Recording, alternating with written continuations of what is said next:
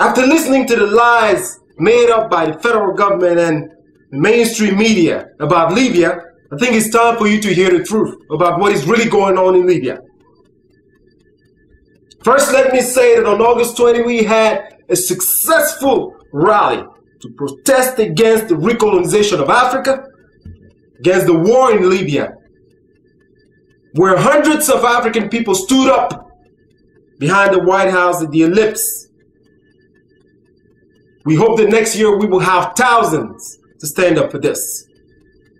What happened in Libya last week?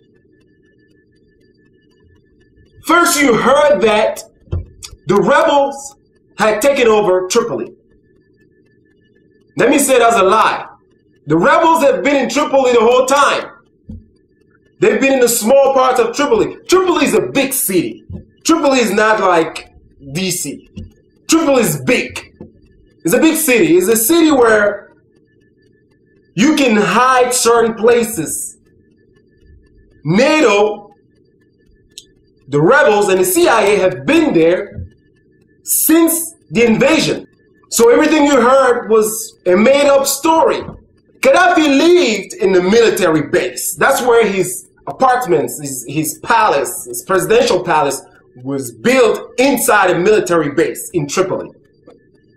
And when NATO first started bombing, usually what NATO is saying is that they bomb military bases so that the government will not use those weapons to kill the population.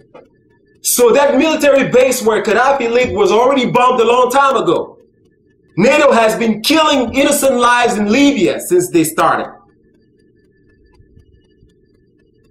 So trust me, they bombed Gaddafi's compound already months before.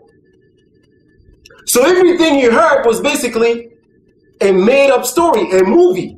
When they found out that no one was inside the compound, they acted like they were fighting against Gaddafi's soldier. But the truth is that they were fighting against each other. They basically put some soldiers in the compound to act like they were Gaddafi's soldiers. And then you heard that they arrested Gaddafi's son, which is a big lie also. It was all part of this made-up film. And when the story came out with Gaddafi's son on TV celebrating, they then switched up the story. Some say that he had escaped. But the truth is that the mainstream media is part of this big hoax. This big made-up story. But there are media in Libya who are reporting the truth. And those are the ones who showed Gaddafi's son on TV, because when the news went out that he was arrested, he got in touch with those media, those who have been telling the truth about this whole story. He got in touch with them and they filmed him to show the world that it was a big lie. Then you heard that the rebels are controlling 80% of Tripoli, which is also a lie. The rebels have control of nothing in Tripoli. They are going around looking for Gaddafi's soldiers. They can't find them. What I believe is that something big will happen. Big surprise will happen for those rebels and NATO and the CIA. So they are in control of nothing in Tripoli. Then you heard a story that some journalists are being held up in a hotel by Gaddafi's soldiers. Now, let me tell you about those journalists. Those are journalists who are from other countries and are telling the truth. Some of them are even Americans. Some of them are Russians, Asians. They have been telling the truth about what is really going on in Tripoli. They broke the news about Gaddafi's son. They are also the one who told you on TV that the rebels are not controlling anything in Tripoli. So what happened is that because of the fact that they had been messing up with the CIA's plan in this whole story, NATO, the rebels, and the CIA decided to hold them hostage in this hotel and to blame it on Gaddafi's soldiers. In fact, those journalists have reported that a Congress member of the United States was in that hotel and that he was being flying out of that hotel. So they flew out the Congress member, but they left all these journalists inside the hotel, claiming that they are hostages of Gaddafi's soldiers. Every time the mainstream media comes and tell you that the rebels are winning, they're the one who comes out and tell you, no, nothing is happening. And this is messing up the CIA's plan. So what they'll do to those journalists is that either they will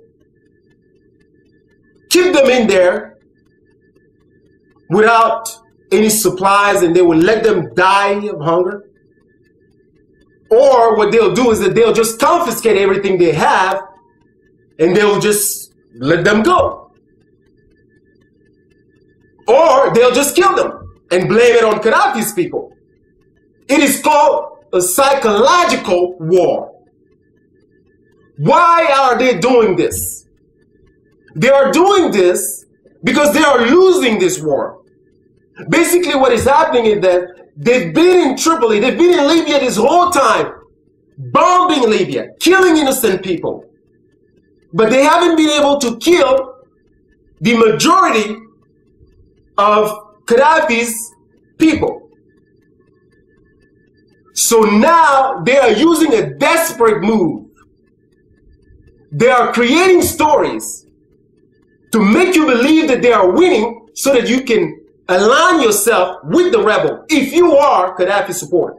If you hear that Gaddafi's son has been arrested, and then you will feel like they are losing this war, and you will try to align yourself with the rebels. It's called, once again, a psychological war. They want to win your mind. They want you to change your side and to be part of them. They want you to believe in what they are saying. Eventually, they think that if majority of people join with them, they can have a better argument to bring to their government here in the US, to the American people, or in Europe, to tell them, oh, well, we need more money to keep this going because we are winning in Libya. That's what this thing is all about. They're not winning anything. Nothing. They are losing, in fact. Gaddafi is a big winner because the reality is that they will never arrest Gaddafi. Gaddafi will die for his people. He has already made that decision. In fact, it is no longer about Gaddafi. Gaddafi has had 42 years to train the Libyan people, to build up a mindset of Libyan liberators, Libyan patriots who are ready to die for their country. And they will continue this fight even after Gaddafi's death. They think that by doing what they are doing, they can take Libya's oil and gold and everything that Libya has, and it becomes theirs. And then they can rule as they want to rule. The rebels think that they will have an easy way. It is very sad. So let me tell you this. If you are a Gaddafi supporter, continue to fight. Continue to do what you are doing to support Gaddafi. It's no longer about Gaddafi. In fact, Gaddafi has been in power a long time. And he has made his mistakes. So I don't encourage the fact that Gaddafi has been in power for more than 42 years. Although I think he's a patriot, a strong leader, a good leader for Libya. But the reality is that it's not on me to make that decision, or the United States of America or NATO. The Libyan people have to decide that for themselves. But Western imperialism does not allow that. Gaddafi had invested a lot of money in the United States of America. He wanted to make gold currency, the African Bank of Investment, the African Monetary Fund. He had a lot of ideas, and he was working with other leaders to make that happen. So when he decided that he wanted his money back with all interest from the United States of America, it became a curse for him. Taking that money out of the US or Europe will cripple the economy. So he had to go. He had to die. So to those rebels who are fighting for the so-called freedom of Libya, let me tell you something. A pig is a pig. You can take the pig out of the gutter, but you can't change its name. It remains a pig. You can wear it a dress, put lipstick on it. It's still a pig. A rebel is a rebel. You can call yourself what you want to call yourself. You will always be remembered as a rebel. Those who are using you to kill your own people in the name of democracy will kill you tomorrow. Not one of you will rule in Libya. Gaddafi will die, yes, because every human on this earth will go. But Gaddafi will always be remembered as a patriot, a hero, a man who stood up against Western imperialism. When Martin Luther King was alive, he was called all types of names. He was an enemy. He was arrested. But today, even Obama has the audacity to use his name to be elected as president. Did you know that it's only in 2008 that Nelson Mandela's name was taken out from the list of the enemies of this world by the Congress of the United States of America? Did you know that? In other words, until 2008, Nelson Mandela was still an enemy of this world and was still considered a terrorist. But yet, many people have been using its name as a liberator, as a hero for many years. Even American people have been using his name. So you today who call yourself rebels, who call yourself fighting for democracy, understand something. Those who are paying you and forcing you to do it don't even trust you. They know that you can be paid by somebody else to kill them. So once they are done with you, they will deal with you. You will be the new problem. Then they will find somebody who used to work for Gaddafi to run the country. They say that Iraq was going to have a good government. Until today, we have seen nothing in Iraq. That country has been apart since they invaded that country. Who today is benefiting from the oil of Iraq? Chinese people, Indians. When we all remember that the Bush administration told the American people that they were going to see lots of good things coming out of Iraq. The economy continued to go down. The end of Western imperialism has started. On what side would you be? The most precious thing that the West has protected is the economy. That economy now is sinking. Europe will first fall. And they want to go down fighting. And they've decided that they will fight on African soil. So what would you do? On what side of history would you be? So would you be on the side of those who will give their life for their countries? Or would you be on the side of those who sell their soul to the devil for a piece of meat or money? Evil is evil.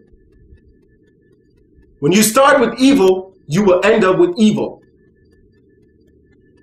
Who killed with a sword will die by the sword. This is a new era. And this era starts with a war. The winners will be owners of their own lands. Losers will continue to be slaves of others. Today is the West who is enslaving everybody else. Tomorrow, it may be somebody else. So the opportunity has come for us to take a stand and to fight for our land. This war is happening in Africa. African people need to understand one thing. Choose a side. Fight with your heart. Fight with your head. You are fighting for the future of your children and for your own future. Remember that the Congress itself here in the United States has an approval rating of 15%.